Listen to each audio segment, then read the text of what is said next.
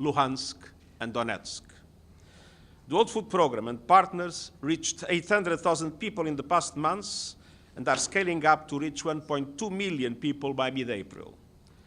The World Health Organization and partners have reached more than 500,000 people in the most vulnerable areas with emergency health, trauma, and surgery kits.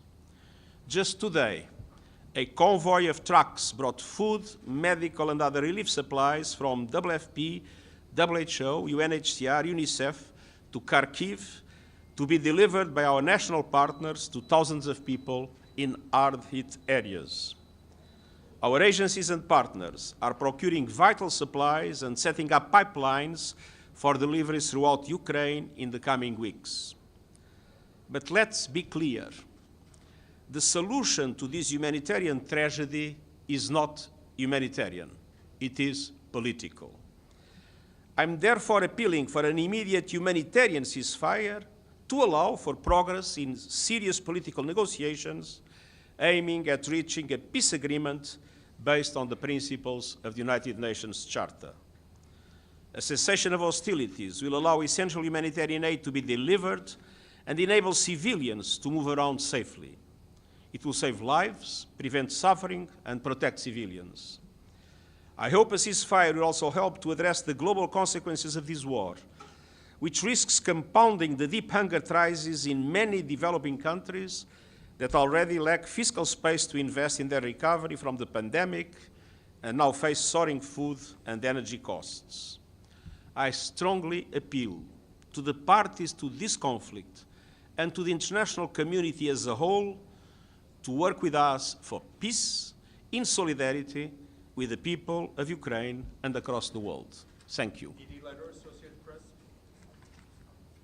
Thank you very much, Mr. Secretary General. Can you expand a bit on what Mr. Griffiths is being asked to do, and is he going to go to the region? Is he going to try and meet with senior leaders both in Moscow and in Ukraine? And how quickly is he going to basically start this peace effort?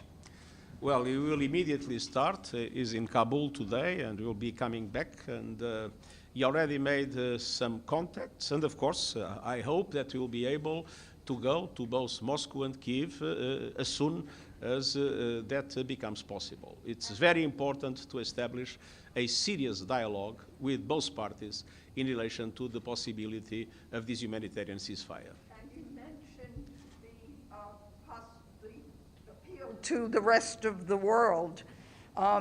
Are you asking the European Union, other regional organizations? No, I've been in close contact with several countries that have been talking to the parties at the highest level in order to explore the different forms of mediation leading to a political solution. I've been in very close contact with our Turkish friends, with Qatar, with Israel, with India, China, but also France, Germany. And it is my belief that all these efforts are essential in order to create the conditions to allow for finally this war to come to an end. And are all those countries supporting this effort? I hope so. Thank you very much, Mr. Secretary General. You mentioned you're calling for the immediate ceasefire in your intervention.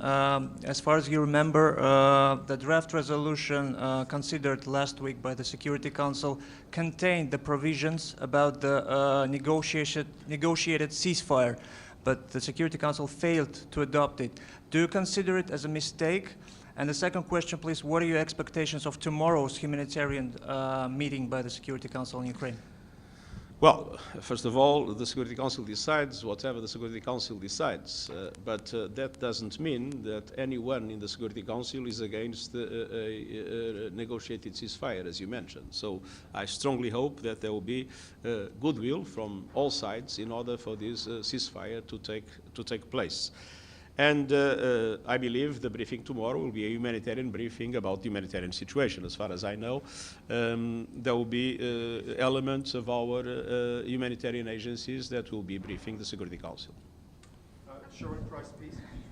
Secretary General, Russian leaders at the highest levels continue to assert their right to use nuclear weapons if and when a scenario is required for such a move. We are also seeing reports of nuclear facilities in Ukraine being targeted by strikes. Are you concerned that we are now on the cusp of either a biological conflict here or a nuclear war? Well, I was this morning in contact with the Director General of International Agency of International Atomic Energy Agency, and there will be a number of very important initiatives by IAEA in the next few days in order to guarantee the security of the nuclear facilities inside Ukraine. And I know that there is a very close contact of Rafael Grossi to both the Russian and the Ukrainian authorities on this, and he has my full support in the initiatives that we'll take in the next few days. On the other hand, I can't imagine the possibility of having a nuclear, a biological, or a chemical war in this scenario. That would be would be something that I believe will be avoided. It must be avoided. Thank you. It's Pamela Falk from CBS News, Secretary General. Is there any reason you have to believe that a ceasefire is actually being agreed to by the two sides, by Russia in particular? And is there any way the UN can enforce that if a ceasefire comes into play? Thank you. Well, as a matter of fact, I've been hearing in different positions taken by both the Ukrainians and the Russian Federation in the motion that was presented to the Security Council, reference to a ceasefire. So I think this is the moment in which I believe it makes sense for the UN to assume the initiative. And of course, it depends on the will of the parties when a ceasefire is established to define the arrangements necessary to make the ceasefire persist. Thank you very much. Thank you very much. Thank you.